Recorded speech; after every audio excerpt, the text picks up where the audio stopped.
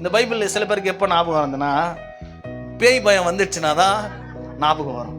அப்போ தலைக்காணி பக்கத்தில் கிட்ட எடுத்துன்னு வந்து கட்டி பிடிச்சி தூங்குவான். அல்லேலூயா. சில பேர் பைபிளில் கேலண்டர்லேயே நம்ம இந்த கேலண்டரை கொடுக்குறோம், அந்த கேலண்டர் தான் அவங்க பைபிள் நினச்சினுங்கிறான். அதில் போய் ஒரு வசனத்தை வாசித்துட்டு போயிட்டே இருக்கிறான். வசனம் அவன் கிட்ட, அவன் பார்க்கும்படி கிட்ட வருகிறதை கர்த்தர் கண்டாராம். அப்ப நல்லா கவனிங்க, நீ ஆண்டவர் அண்டையில வருகிறத, அழைப்பண்டையில வருகிறத, தேவனுடைய சமூகத்துல கிட்ட நெருங்கி வருகிறத கர்த்தர் பார்ப்பார். ராமன் சொல்லுங்களேன். அல்லேலூயா.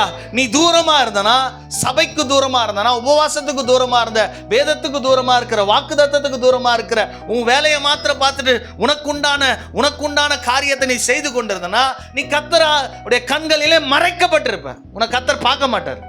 அல்லேலூயா. நீ கிட்ட வரும்போது தான் ஆண்டவர் என்ன செய்வாரு? பாப்பார். அல்லேலூயா.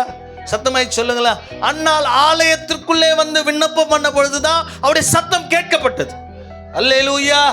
அவ வெளியே இல்ல, புலம்பிக் கொண்டு இல்ல, அழுது கொண்டு ஓடி போகல.